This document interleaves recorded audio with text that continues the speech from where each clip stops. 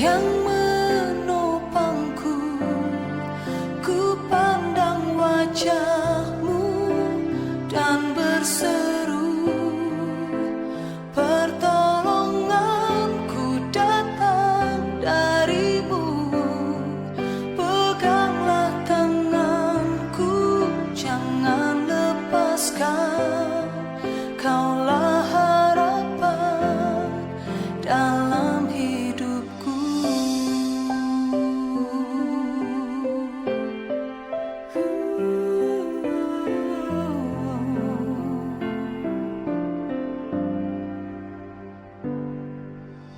Bukan dengan kekuatanku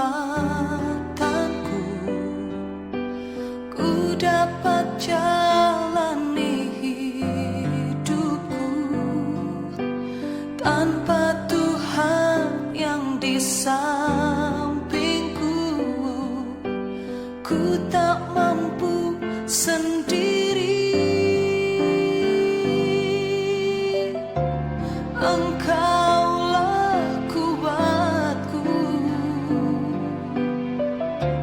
yang menopangku. Ku pandang wajah-Mu dan berseru, pertolonganku datang dari-Mu. Peganglah tanganku, jangan lepaskan. Kaulah harapan dalam hidupku.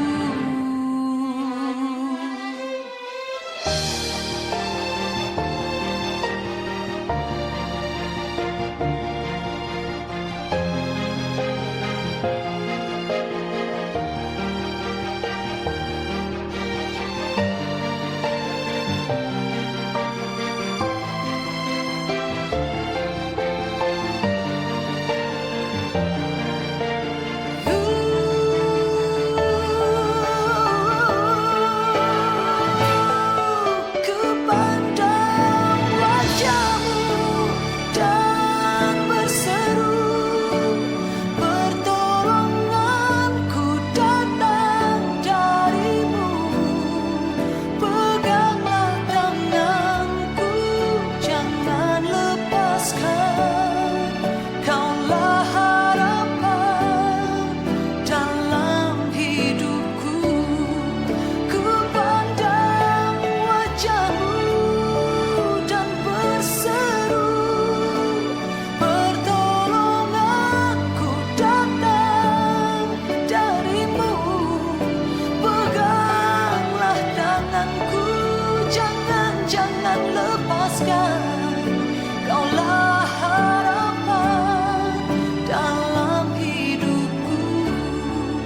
Kaulah harapan dalam hidupku. Kaulah harapan dalam hidupku.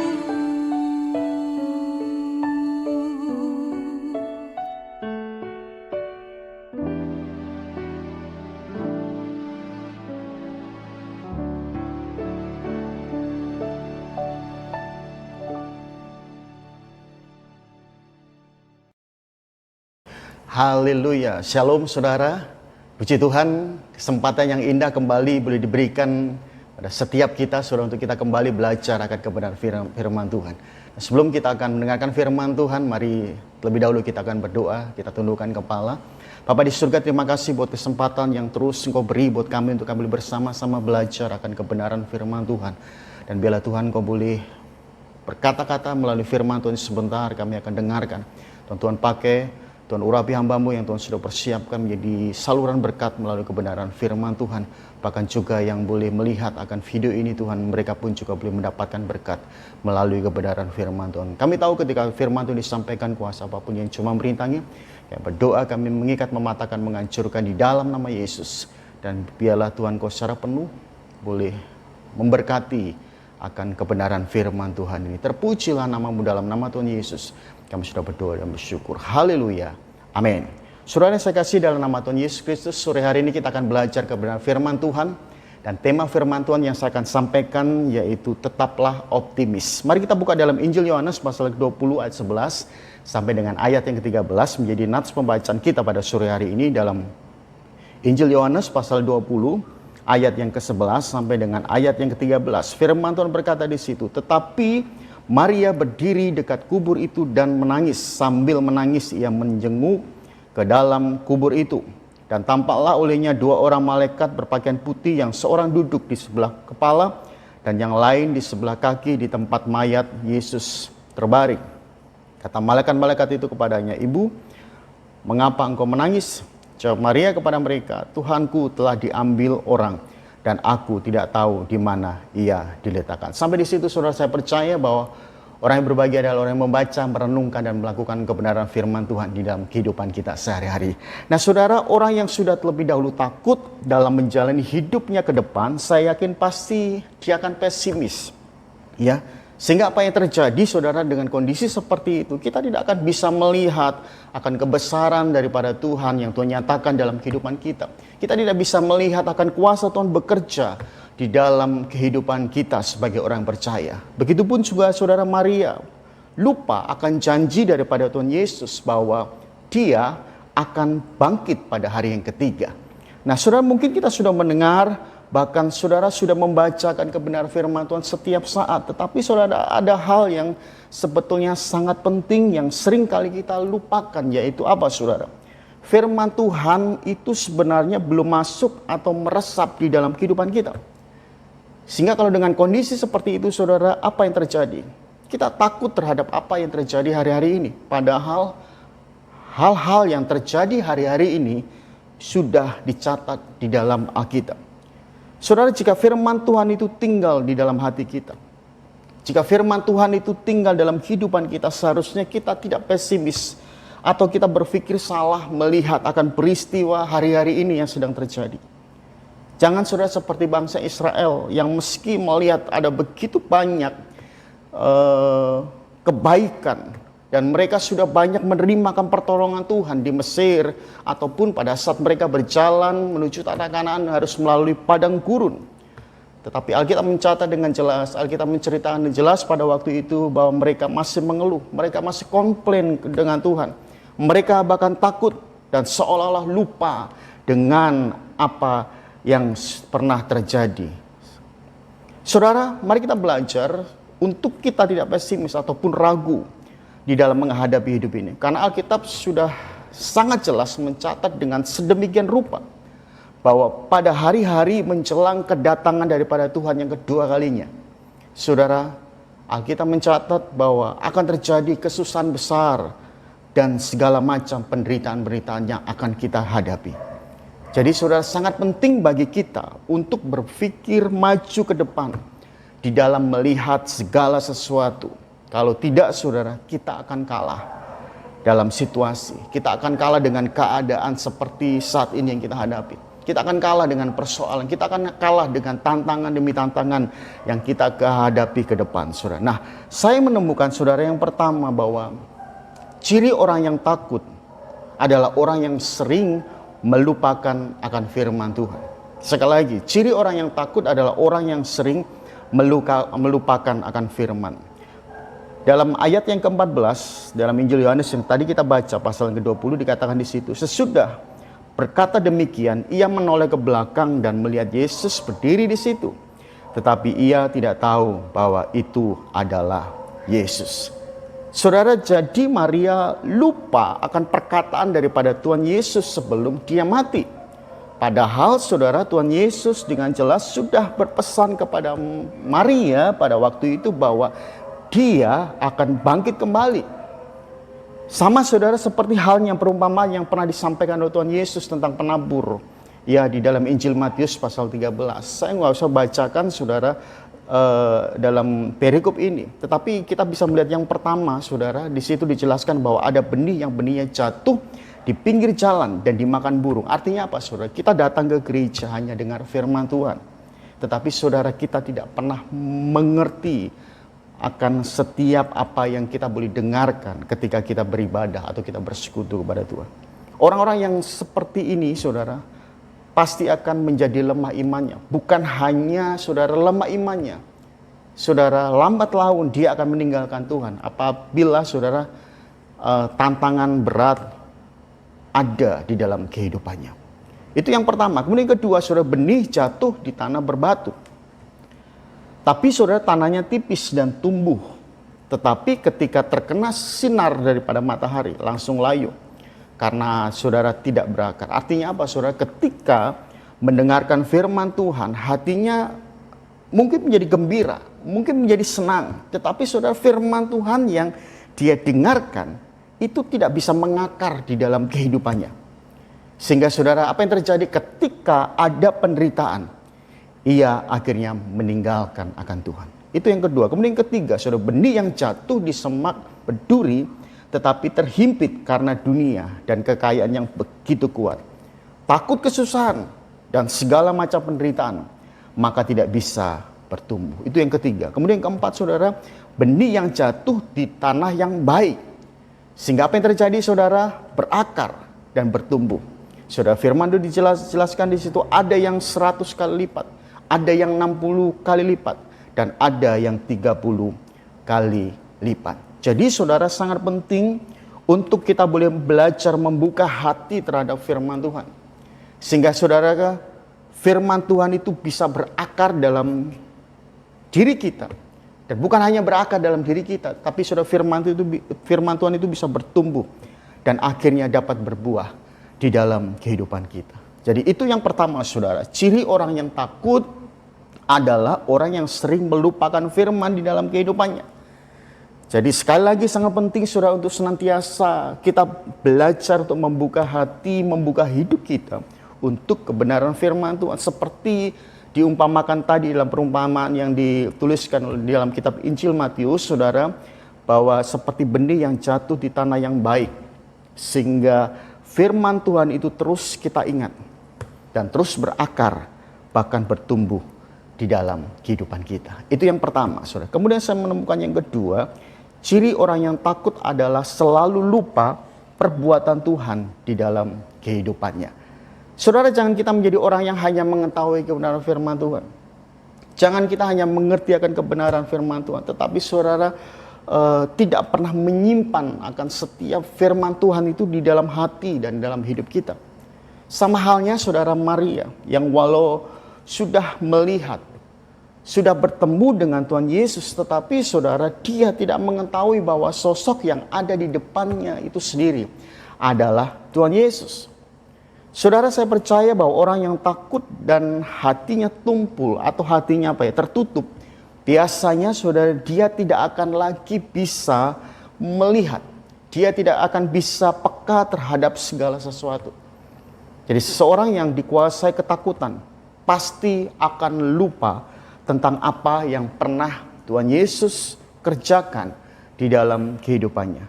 Saudara, Maria saja lupa wajahnya pada waktu itu. Apalagi saudara, tindakan yang sudah dilakukan oleh Tuhan Yesus. Perbuatan-perbuatan yang Tuhan sudah lakukan di dalam kehidupannya. Nah, apa yang sudah Tuhan perbuat dalam kehidupan kita? Dari mulai saudara kita percaya, kita mengenal akan Tuhan sampai dengan hari ini. Saya yakin dan percaya bahwa ada begitu banyak yang Tuhan sudah nyatakan di dalam kehidupan kita. Ada begitu banyak yang Tuhan sudah kerjakan, Tuhan nyatakan dalam kehidupan kita. Oleh sebab itu, saudara, mari kita belajar untuk selalu mengingat akan segala sesuatu yang Tuhan sudah nyatakan di dalam kehidupan kita. Saudara, kadang-kadang ketika kita berdoa, ada yang langsung dijawab. Ada juga saudara yang melewati proses yang begitu panjang. Jadi saudara, kita bisa melihat cara Tuhan itu memproses setiap orang itu berbeda-beda. Sebenarnya saudara, bila Tuhan ingin mengerjakan sesuatu dalam kehidupan kita, bisa saja saudara, dia langsung dengan tuntas untuk menyelesaikan mungkin pada saat kita bergumul atau kita membutuhkan sesuatu kepada Tuhan. Tuhan bisa saudara, dalam waktu hitungan detik saudara, Tuhan bisa menjawab akan setiap pergumulan yang kita hadapi. Tetapi saudara, kadang-kadang saudara juga tidak bisa langsung untuk dijawab. Sebab apa ya saudara? Tuhan ingin menguji akan hati kita. Tuhan ingin melihat apakah kita tetap setia. Tuhan ingin melihat apakah kita tetap percaya, tetap mengandalkan Tuhan di atas segala-galanya. Karena saya percaya bahwa ada waktunya, ada saatnya Tuhan pasti akan menjawab setiap pergumulan, setiap masalah yang kita hadapi. Jadi Tuhan melihat, Tuhan menguji akan kehidupan kita. Mari kita belajar untuk menikmati apa yang sedang diproses oleh Tuhan di dalam kehidupan kita. Mari kita belajar, saudara, bergantung sepenuhnya kepada Tuhan. Belajar mengandalkan Tuhan di atas segala-galanya. Jangan lupa saudara mencari akan wajah daripada Tuhan. Jangan lupakan pekerjaan akan tangannya. Jangan lupakan akan segala sesuatu yang Tuhan sudah perbuat di dalam kehidupan kita. Tuhan sudah kerjakan bahkan kebaikan demi kebaikan. Pertolongan demi pertolongan yang mungkin tidak kita bisa hitung. Saudara, ada begitu banyak yang Tuhan sudah kerjakan di dalam kehidupan kita. Karena saya percaya bahwa Dia sudah terlalu baik bagi kita. Itu yang kedua, saudara. Kemudian yang ketiga, saudara, ciri orang yang takut adalah orang yang selalu berpikir tentang sesuatu yang abnormal. Ciri orang yang takut adalah orang yang selalu berpikir tentang sesuatu yang abnormal. Dalam Yohanes pasal 20 ayat 15 sekarang dikatakan di situ, kata Yesus kepadanya, "Ibu, mengapakah engkau menangis? Siapakah yang engkau cari?" Maria menyangka orang itu adalah penunggu taman. Lalu berkata kepadanya, "Tuan, jikalau Tuan yang mengambil dia, katakanlah kepadaku di mana Tuan meletakkan dia supaya aku dapat mengambilnya." Saudara yang saya kasih dalam nama Tuhan Yesus, kita dapat melihat bahwa Tuhan tidak marah kepada Maria. Walaupun pada saat itu saudara, ia lupa dengan apa yang dikatakan oleh Tuhan Yesus. Maria lupa dengan apa yang Tuhan sudah katakan pada waktu itu sebelum dia mati dan dia bangkit. Tuhan tidak marah walaupun saudara Maria lupa wajahnya. Tuhan tidak marah ketika Maria menyangka bahwa Yesus adalah penunggu taman. Tuhan Yesus malah memberikan satu jawaban, ya. Kita bisa melihat dalam ayat selanjutnya, ayat yang ke-16 sampai dengan ayat yang ke-18. Kata Yesus kepadanya, "Maria." Maria berpaling dan berkata kepadanya dalam bahasa Ibrani, "Rabuni," artinya guru. Kata Yesus kepadanya, "Janganlah engkau memegang aku, sebab aku belum pergi kepada Bapa, tetapi pergilah kepada saudara-saudaraku dan katakanlah kepada mereka bahwa sekarang aku akan pergi kepada Bapakku dan Bapamu, kepada Allahku dan Allahmu." Maria Magdalena pergi dan berkata kepada murid-muridnya, "Aku telah melihat Tuhan," dan juga bahwa Dia yang mengatakan hal-hal itu kepadanya. Saudara, walaupun kita sudah lupa dengan Tuhan, sudah mulai ragu akan Tuhan, saya percaya bahwa Dia tidak akan pernah melupakan akan kehidupan kita. Dia selalu akan saudara mengingat akan kehidupan kita. Nama kita pun sudah disebut secara pribadi olehnya. Kita tidak mungkin perlu saudara diingatkan oleh Tuhan hari ini. Dia bisa datang mungkin melalui mimpi kita, lewat setiap perenungan akan kebenaran firman Tuhan yang boleh kita baca, atau mungkin melalui doa-doa atau persekutuan kita pribadi dengan Tuhan. Tuhan bisa bicara melalui banyak hal. Jadi saudara, ketika hidup kita ada di dalam ketakutan, saya pastikan bahwa Dia pasti akan datang dan memanggil nama kita secara pribadi. Seperti halnya Maria, saudara, untuk menenangkan hati kita. Sehingga saudara, saya percaya damai sejahtera dan sukacita dan pengharapan itu terus ada di dalam kehidupan kita. Dia panggil nama pribadi kita. Dia panggil suami kita, anak-anak kita secara khusus agar saudara tidak takut dan tetap harus optimis di dalam kita menghadapi tantangan demi tantangan. Dalam menghadapi setiap pergumulan kita, dalam menghadapi setiap masalah yang kita hadapi. Firman Tuhan ingatkan kita harus tetap fokus kepada panggilan Tuhan. Kita tetap percaya, tetap andalkan Tuhan, tetap optimis. Sehingga saya percaya ketika kita tetap memandang Tuhan di atas segala-galanya, maka kemenangan lepas kemenangan akan Tuhan nyatakan di dalam kehidupan kita. Kita harus yakin di dalam doa bahwa nama kita pasti akan disebut. Waktu kita berdoa, Dia menjawab sesuai dengan nama kita, dan Dia datang tepat pada waktunya. Saudara, di ayat 17 Yesus berkata kepada Maria, "Janganlah engkau memegang aku, Saudara, dikatakan sekali lagi, janganlah engkau memegang aku. Kalimat ini dalam bahasa aslinya mengandung arti, jangan lagi engkau tergantung kepadaku. Mengapa, saudara? Karena dia dikatakan di situ dia pergi ke rumah Bapa. Ini menyatakan kenaikannya ke surga. Dia harus kembali ke surga untuk menyediakan tempat bagi kita. Dan dia tentunya, saudara, ketika dia berpesan, dia berkata demikian ketika dia naik ke surga. Saudara, dia tidak tinggalkan kita sendirian. Tetapi dia berkata, aku akan mengirimkan Roh Kudus bagi kita, umatnya. Saudara, itu berarti ada harapan. Ya, ada sikap positif dan optimis bagi kita orang percaya. Tuhan mau supaya kita bergantung sepenuhnya kepada Dia, karena Dia yang empunya surga. Dalam Yohanes 3 ayat 13 dikatakan, tidak ada seorang pun yang telah naik ke surga selain daripada Dia yang telah turun dari surga, yaitu Anak Manusia. Saudara, bersyukurlah karena Tuhan Yesus memberikan optimisme dan bahwa Dia menyediakan suatu tempat bagi kita yang terbaik di surga. Jadi kita harus punya keyakinan teguh. Kita harus tetap memiliki iman percaya yang teguh dengan Tuhan. Tidak ada kepercayaan lain, saudara, kalau kita bisa melihat. Kepercayaan lain manapun yang mempunyai keyakinan, bahkan jaminan seperti ini. Kita diberi kekuatan, kita diberi optimisme dan pengharapan di dalam segala hal. Jadi apalagi, saudara, yang harus kita takutkan dalam kehidupan ini? Apalagi yang harus kita khawatirkan, saudara, dalam menjalani kehidupan kita ke depan? Hidup ini pun, saudara, hanya sementara. Mari, saudara, selagi masih hidup, selagi kita diberikan kesempatan untuk boleh menikmati akan kehidupan ini, lakukanlah yang terbaik bagi Tuhan. Saya percaya sampai hari ini, kalau detik ini, kalau kita boleh menikmati kehidupan ini, kita boleh bernapas, semua adalah anugerah Tuhan. Tapi saya percaya, saudara, di tengah-tengah anugerah yang Tuhan berikan dalam kehidupan kita, Dia tidak pernah meninggalkan kita sedetik pun. Tetapi Dia selalu ada bersama-sama dengan kehidupan kita. Saudara, yang terakhir dalam ayat 18, dikatakan di situ, Maria langsung berkata kepada murid-murid, aku telah melihat Tuhan, dan juga bahwa Dia yang mengatakan hal-hal itu kepadanya. Saudara, saya kasih dalam nama Tuhan Yesus, ada perubahan paradigma yang dialami oleh Maria. Yang tadinya, saudara, pesimis. Ketika dia mulai belajar mengerti, ketika dia bertemu dengan Tuhan, akhirnya apa, saudara? Pesimis digantikan optimis. Dia mulai optimis. Dia tidak lagi mengalami ketakutan.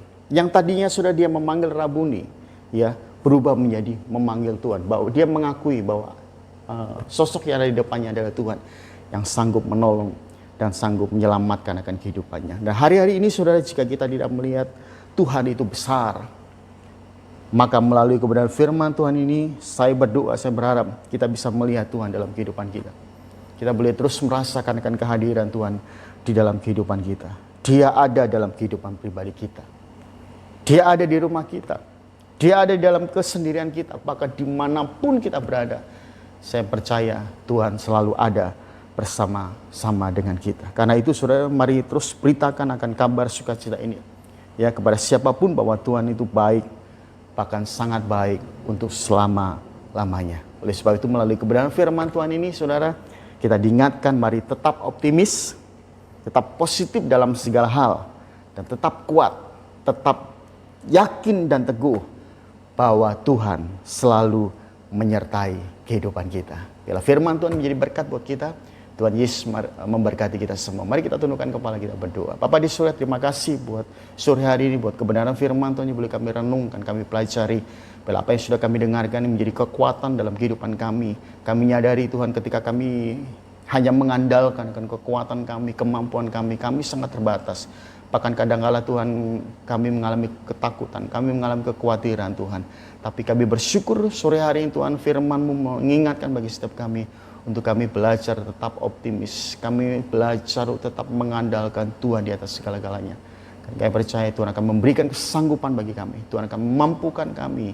Bahkan Tuhan juga akan membuka jalan dari setiap apapun menjadi pergumulan, menjadi masalah yang boleh kami hadapi. Tuhan, mau berdoa buat saudara kami yang boleh melihat akan video ini, Tuhan.